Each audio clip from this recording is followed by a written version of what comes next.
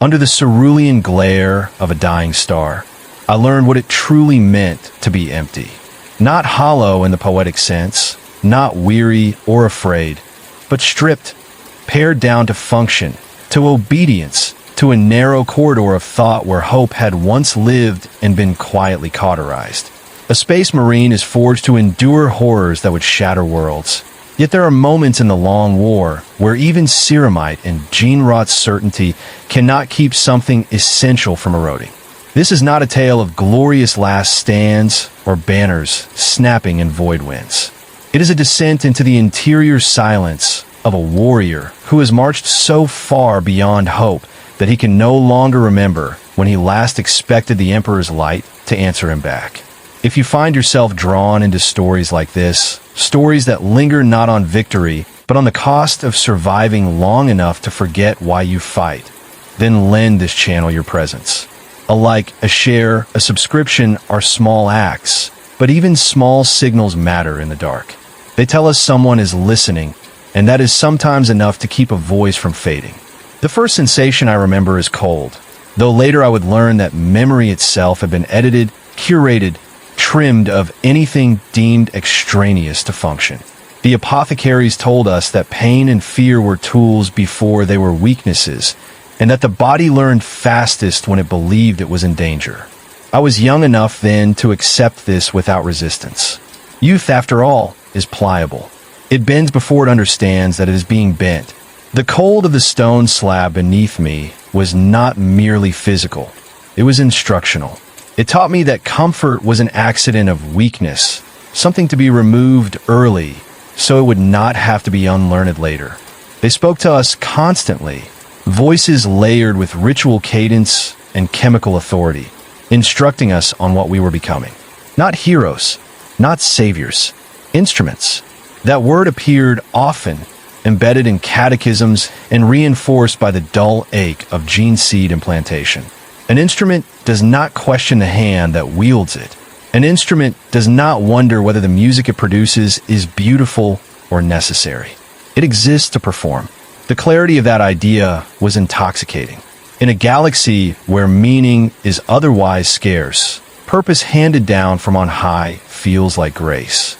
The transformation was not sudden. It unfolded in stages, each one erasing a little more of the person I had been while insisting this erasure was progress. Bones reshaped themselves under controlled trauma. Musculature thickened and hardened until the mirror reflected something both familiar and alien. The mind followed the body's example.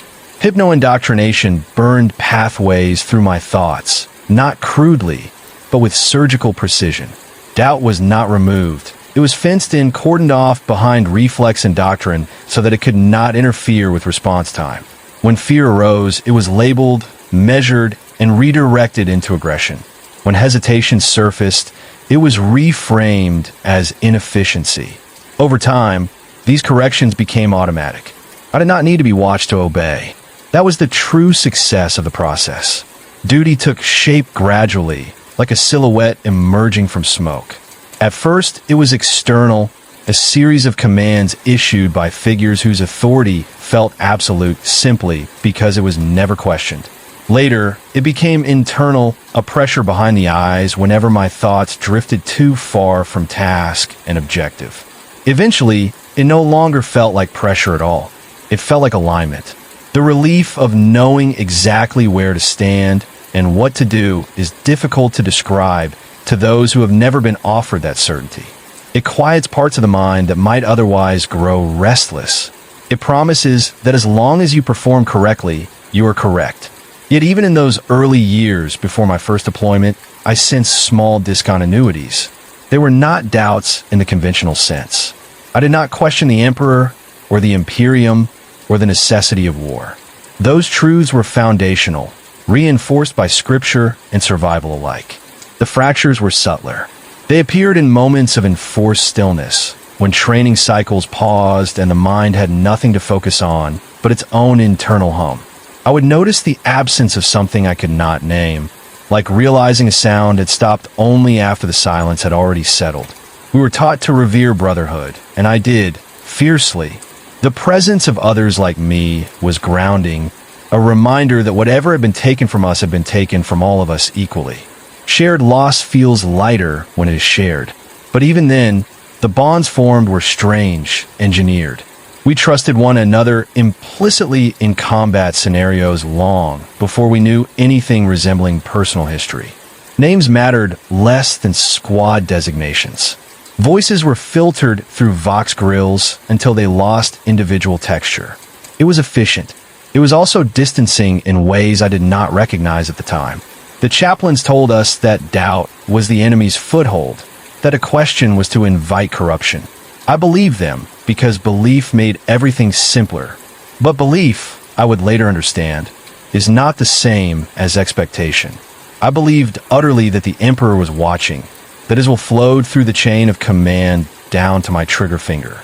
I did not, however, expect to feel him. That distinction seemed irrelevant then. Faith did not need sensation to function. It needed repetition. It needed structure. It needed to be useful. By the time I first donned full ceramite plate, duty no longer felt imposed. It felt like gravity, something that did not need explanation because it was always present, shaping movement whether acknowledged or not. I remember the weight of the armor settling onto my shoulders, the servos whining softly as they synced to my musculature. The sensation was reassuring. Encasing. Inside it, I was less exposed, less ambiguous. Inside it, I knew exactly what I was for. What I did not yet understand was that gravity also pulls downward, and that anything held in its grip long enough begins to forget what it was like to stand unburdened. The shape of duty had been impressed upon me with perfect clarity. What it was slowly displacing, I would not notice until much later, when there was nothing left to distract me from the silence it left behind.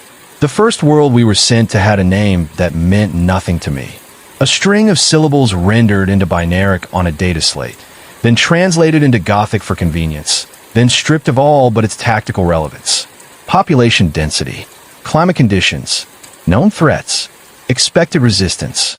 The briefing was thorough and bloodless, as all briefings are meant to be.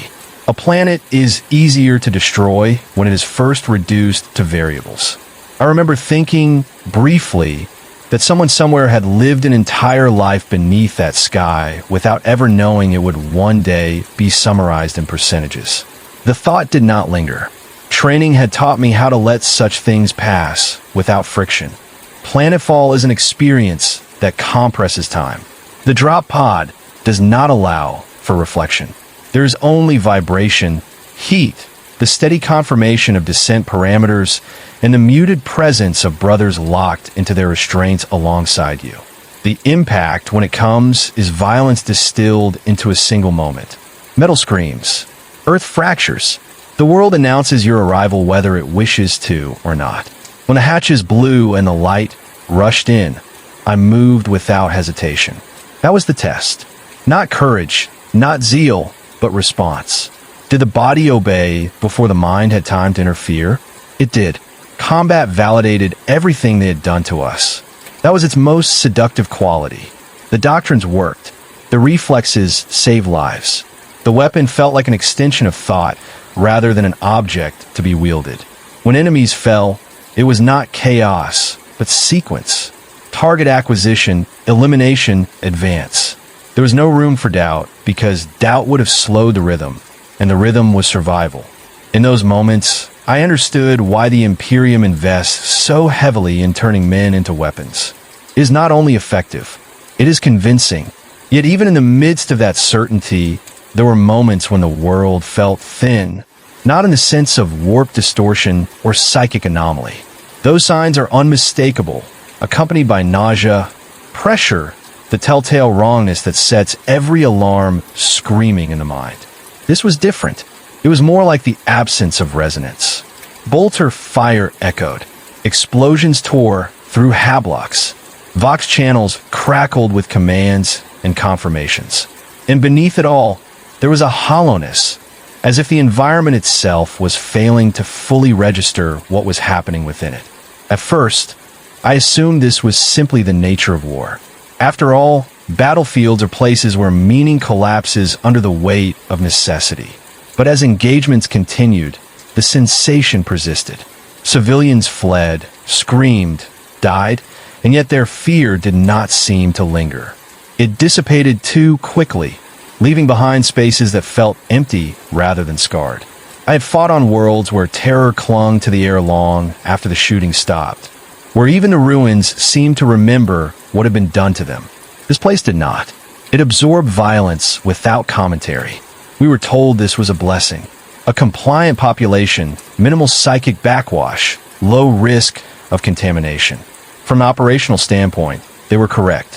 From a human one, I could not articulate why the absence unsettled me. Fear, after all, is a signal. It leaves traces. When it vanishes too cleanly, it feels less like resolution and more like erasure. During a lull in fighting, we secured a manufacturing complex that had been hastily abandoned. Conveyor belts stood frozen mid-cycle. Tools lay scattered where workers had dropped them and run. The place should have felt haunted by haste and panic.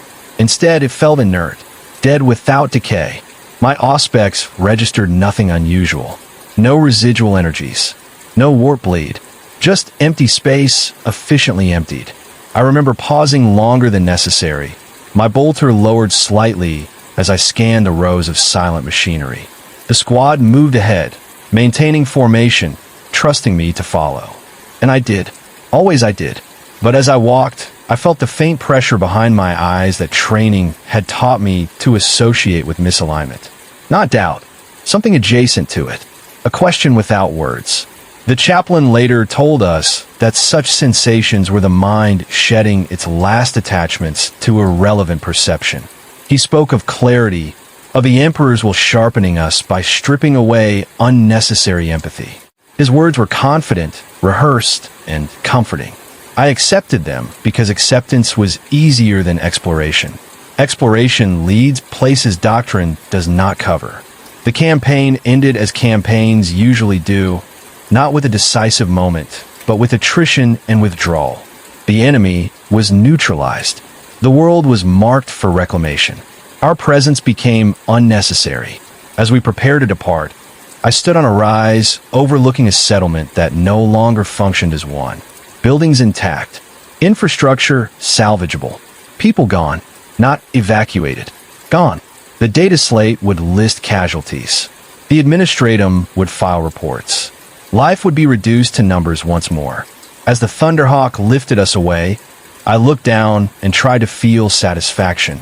I had performed my duty flawlessly. My brothers had done the same. The Emperor's enemies had been destroyed. And yet, beneath the armor, beneath the indoctrination, something in me strained toward an emotion that never quite formed. The absence of that emotion was more disturbing than any grief would have been. I told myself this was the cost of efficiency, that what we left behind did not matter as long as the objective was achieved. That belief held because belief had been reinforced too many times to fail easily. But the sensation lingered, faint and persistent, like a low-frequency hum beneath conscious thought. I did not know then that this hum was the first indication that the shape of duty, so carefully impressed upon me, had begun to eclipse section. I only knew that silence, when it follows violence too neatly, has a weight of its own. The second world was louder. Not in the ways war is usually loud. The artillery was distant, sporadic, almost hesitant. Box traffic spiked and collapsed without pattern. Orders arrived late, half-formed, as if whoever issued them had struggled to decide what mattered. It was a hive-adjacent settlement, old enough to have layers of habitation stacked like sediment, but no longer vital enough to warrant full oversight. A place that had learned to exist between attention and neglect. The Imperium has many such places. They endure precisely because nothing presses on them too hard. From the moment we deployed, the atmosphere felt charged, not with warp instability, but with something closer to expectation. People watched us from doorways and windows without fear or reverence. They did not cheer. They did not hide. They observed quietly, with eyes that suggested they were accustomed to being overlooked. I registered this as a tactical anomaly, logged it, and moved on. Observation without reaction is not defiance. It is something more difficult to categorize. Our mission was suppression, an insurrection, small but persistent, fueled by resource shortages and the slow erosion of trust in distant authorities. Nothing novel, nothing that required escalation beyond disciplined force. We advanced through hab sectors where graffiti layered slogans over older slogans, each iteration less coherent than the last. The words did not matter. What mattered was the tone. Not rage, not hope. Resignation sharpened into routine. Engagements were brief and one-sided. The insurgents were poorly armed, inadequately trained, and painfully human. They fought because fighting had become habit, not because they believed in victory. That, more than their weapons, unsettled me. Belief is predictable. Habit endures even when belief fails. When people fight out of habit, they do not stop when reason suggests they should. After the third skirmish, I noticed something else. Fear lingered here, not as panic, but as residue. It clung to corners, stairwells, the undersides of structures where light did not reach easily. When civilians scattered, the air seemed to hold their departure for a moment too long, as if reluctant to let go. My sensors still read nothing abnormal. No psychic signatures, no warp trace. And yet the sensation persisted, consistent enough to be measurable if one knew how to measure it. During a sweep of a lower hab tier, we encountered a shrine that had been sealed rather than destroyed. The Aquila above the entrance was intact, polished by countless hands over generations. Inside, votive candles burned low, their wax pooled and hardened into uneven layers. The place smelled of oil and old prayers. This was not rebellion. This was continuity. The people here had not abandoned faith. They had compartmentalized it. The chaplain knelt briefly, murmured a litany of acknowledgement, and rose without comment. His presence filled the space with authority, but it did not change the atmosphere. The shrine remained what it was, a pocket of meaning isolated from the wider world. I found myself studying the faces carved into the stone reliefs, wondering how many hands had shaped them, how many voices had spoken into the silence here, and whether those voices had ever expected an answer. Later, during a perimeter hold, the hum returned. Louder this time. Not audible, not painful, but insistent. It coincided with moments of stillness, when there was nothing immediate to respond to. My armor systems functioned flawlessly. My vitals were optimal. There was no reason for distraction. And yet, my thoughts drifted toward questions that had no tactical application. Why did this world feel more real than the last, despite being just as disposable in the calculus of the Imperium? Why did fear persist here when it had vanished so completely elsewhere? The answer, when it came, did not arrive as revelation. It arrived as comparison. On the first world, violence had erased meaning. Here, meaning absorbed violence and remained. The people did not expect salvation. They did not expect justice. They expected endurance. And endurance leaves marks. When the insurrection collapsed, it did so quietly. Leaders captured, cells dismantled. The remaining population returned to routines that had never truly stopped. As we prepared to redeploy, a child stood at the edge of a cordon and watched us pack. No hatred, no awe, just curiosity sharpened by caution. Our eyes met briefly through my visor. I felt the hum spike, then settle. In that moment, I understood something I had not been trained to understand. That the Emperor's domain is not held together solely by conquest or faith or fear. It is held together by habit. By worlds that learn how to live with pressure without ever articulating what presses on them. By people who survive not because they believe in victory, but because they do not believe collapse is optional. As the Thunderhawk lifted us away again, I realized the hum was no longer unfamiliar. It had become part of my internal landscape, a background presence that rose when silence fell and receded when action demanded focus. I did not know what it meant. I only knew that it was not leaving. And for the first time since my ascension, I wondered whether clarity, as the chaplain defined it, was the absence of questions or the ability to carry them without flinching. The third world did not pretend. It was already broken when we arrived. Orbital scans showed fractures across its continental plates, cities slumped inward like exhausted bodies, atmospheres leaking in slow, uneven sighs. There was no pretense of compliance, no illusion of order awaiting reinforcement.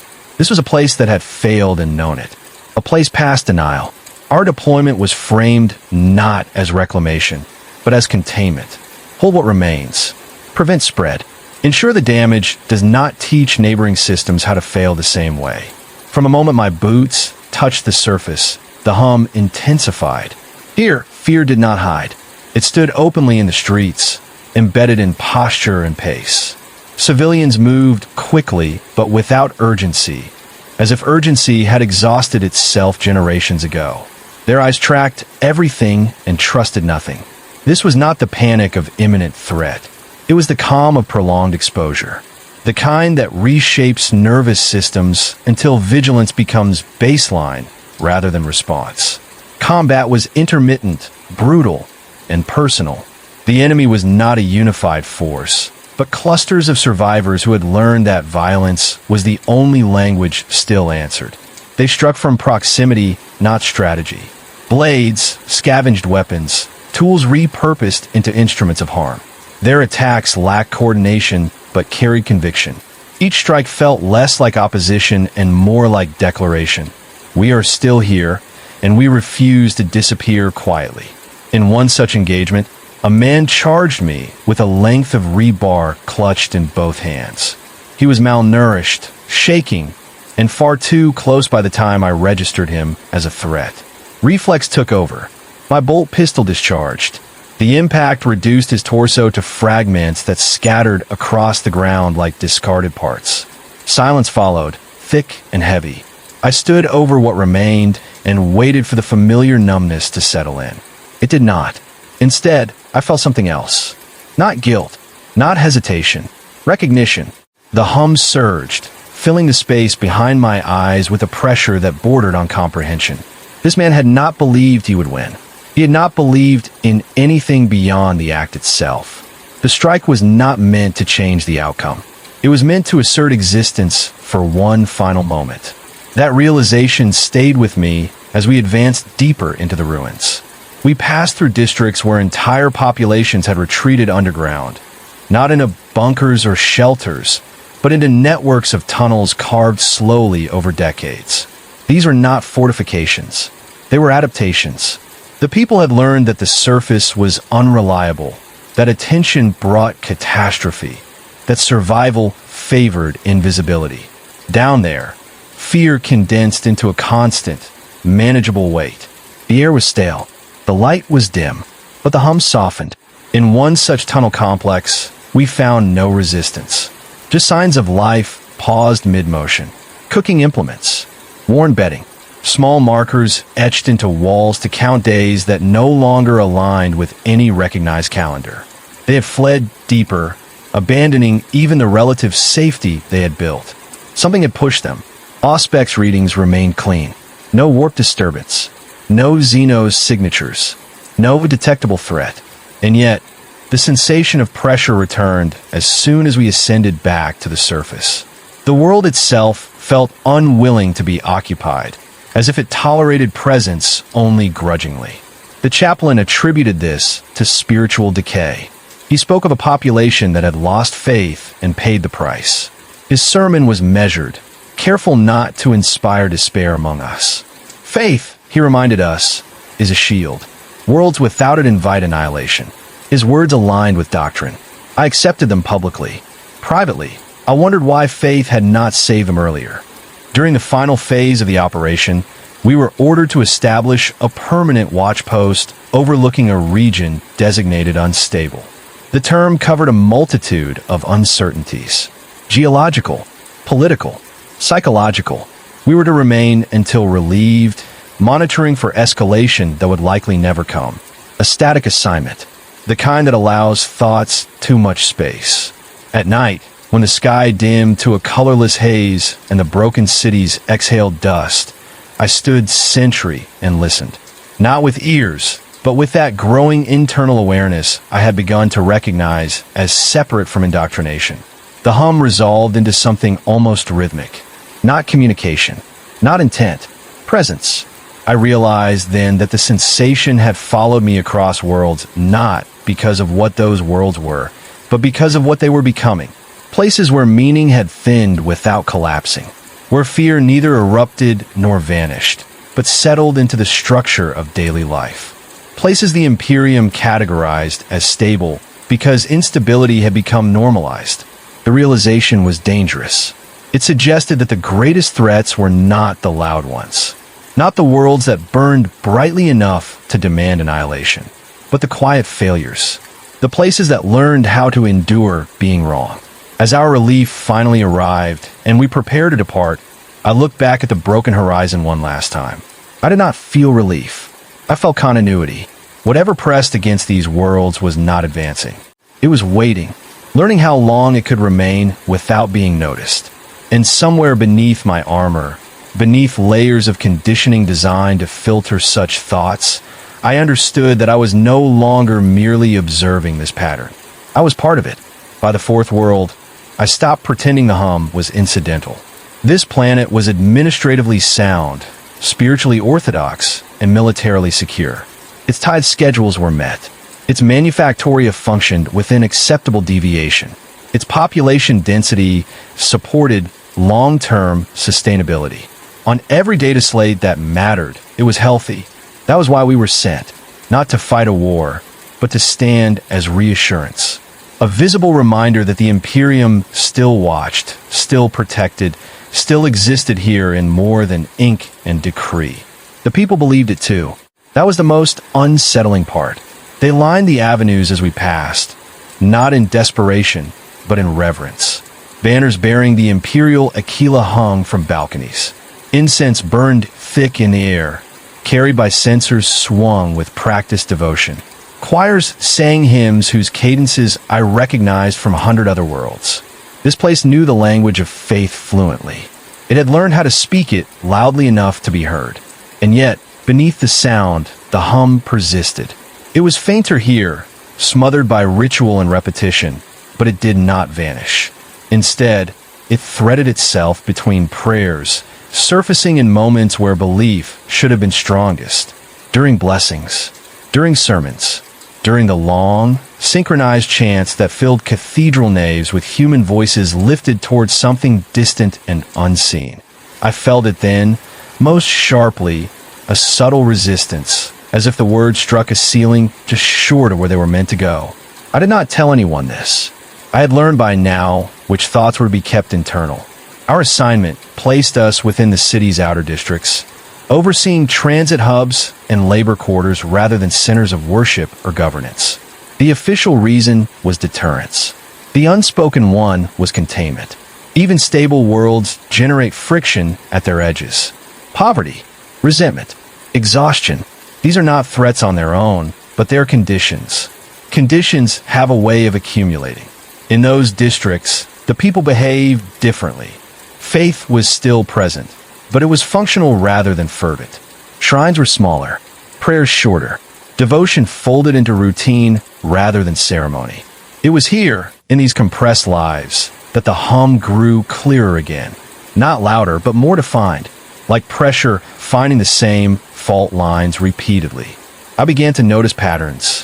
Fear that was shared dissipated. Fear that was isolated condensed.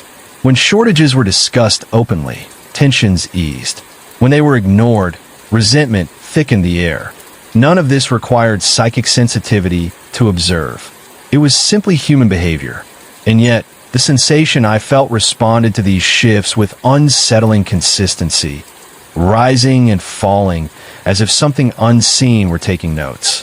One night, during a perimeter patrol, we responded to a disturbance in a transit sublevel.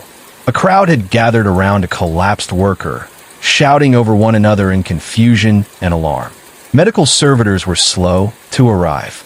Tempers flared. Voices rose. I felt the hum spike, sharp and immediate. Then one woman knelt beside the fallen man, pressed her hands against his chest, and began issuing instructions with calm authority. Others followed her lead. Space opened. Panic narrowed. The hum receded. The man survived. No miracle occurred. No warp flare. No divine intervention. Just people acting together instead of apart. The effect lingered with me longer than it should have. Not because it contradicted doctrine, but because it exposed a gap within it. We are taught that faith shields worlds, that the Emperor's light pushes back the dark. But what I was witnessing did not align neatly with that narrative. The light, if present, was diffuse here. What held the pressure at bay was coherence. The realization settled into me with uncomfortable clarity. If belief structured fear into something predictable, then denial scattered it into something else. Something quieter, something patient. Later, in the privacy of my armor-sealed systems, I reviewed archived accounts of suppressed anomalies. Worlds that never fell, never burned, never drew crusades or purges. Worlds marked stable across centuries, yet noted for elevated rates of anxiety, withdrawal, and unexplained attrition. Places where nothing happened loudly enough to demand action. The pattern was unmistakable once I knew how to look for it. These worlds did not scream. They adapted. On our final day planetside, the chaplain delivered a sermon extolling vigilance against overt heresy and the dangers of obvious corruption. His words were precise, honed by tradition. I stood among my brothers, helm lowered, posture immaculate. And for the first time, I wondered whether the Imperium's greatest blind spot was not its inability to see threats, but its reliance on threats announcing themselves. As we boarded the transport, the hum followed. It had become steady now, no longer fluctuating wildly with circumstance. It was part of me, integrated the way combat instincts once had been. I did not know whether this made me compromised or simply aware. The distinction mattered less than I would have liked, because if what I sensed was real, and I was past the point of believing it coincidence, then the Imperium was not merely fighting wars. It was coexisting with something it had never learned to name. By the fifth world, I understood that whatever had changed in me was irreversible. This was not a battlefield, nor a place of recent collapse. It was a transit world, unremarkable by design, a node through which lives passed without lingering. Pilgrims en route to shrines they would never see again. Labor battalions reassigned by data slate decree. Administratum clerks who could not remember where they had been born and no longer cared. Movement defined this planet more than identity. Nothing stayed long enough to matter. That was its purpose, and yet, the hum was strongest here. It vibrated beneath everything, a constant undertone that no amount of motion could disperse. I felt it in the docking bays as ships came and went, in the hab corridors where voices overlapped without ever forming conversation, in the endless queues where people waited for instructions that would uproot them again. Fear did not spike here. It did not even settle. It flowed. It passed from person to person like a current, never concentrating long enough to be noticed, never dispersing enough to be gone. This, I realized, was the end state. Not invasion, not corruption, not annihilation, normalization. The Imperium excels at confronting extremes. Demons are banished. Heretics are purged. Xenos are burned from the void. These threats are legible. They declare themselves through excess, through rupture, through refusal to conform. They force response. What I was sensing did none of that. It thrived in conformity. It fed on routine. It existed most comfortably where no single emotion was allowed to dominate long enough to become belief. On this world, belief was transactional. People prayed because prayer was part of the schedule. They obeyed because obedience kept things moving. Faith existed, but it had been flattened into procedure, stripped of intensity. The Emperor was invoked constantly and felt nowhere. Not absent, distant, as if his light were refracted through too many layers of habit to arrive with warmth. I stood watch in a transit concourse that never truly emptied, observing a crowd that functioned flawlessly. No panic, no rebellion, no hope, just motion. The hum did not rise or fall. It simply persisted, as steady as the lighting strips overhead. For the first time, I allowed myself to consider a forbidden possibility. What if this was not an external pressure pressing inward? What if it was an absence pressing outward? I had been trained to recognize warp intrusion as excess. Too much emotion, too much belief, too much identity collapsing in a monstrous coherence. But this felt like the inverse. A thinning, a smoothing, a gradual erosion of intensity until nothing sharp enough remained to tear reality open. No demons could form here. No gods could speak clearly. There was nothing loud enough to answer. If such a condition spread far enough, it would not look like apocalypse. It would look like peace. That was the most dangerous thought I had ever allowed to complete itself. In the quiet hours, sealed within my armor, I reviewed catechisms meant to reinforce certainty. They still functioned. I still believed. But belief now coexisted with awareness, and awareness had altered its shape. The Emperor protects, yes, but protection requires something to push against. Light needs contrast. Where everything dims evenly, illumination loses meaning. I did not share these thoughts. Not with my brothers. Not with the chaplain. Not even with myself, fully. Some understandings do not benefit from articulation. Naming them might give them structure, and structure is invitation. When our orders came, they were mundane. Redeployment, new coordinates, another world that would need watching rather than saving. I felt no relief, only confirmation. As the transport lifted and the planet receded into abstraction, the hum did not fade. It remained internal and unyielding. I no longer try to interpret it as warning or weakness. It was neither. It was context. I am a space marine of the Imperium of Man.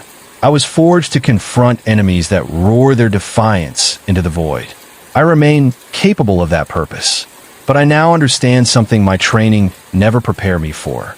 Not every threat seeks to be fought. Some wait to be accepted. And in a galaxy that measures survival by endurance rather than wholeness, acceptance is the most efficient weapon of all. I do not know whether the Imperium will ever name this condition. I do not know whether it should. Perhaps ignorance is still a form of insulation.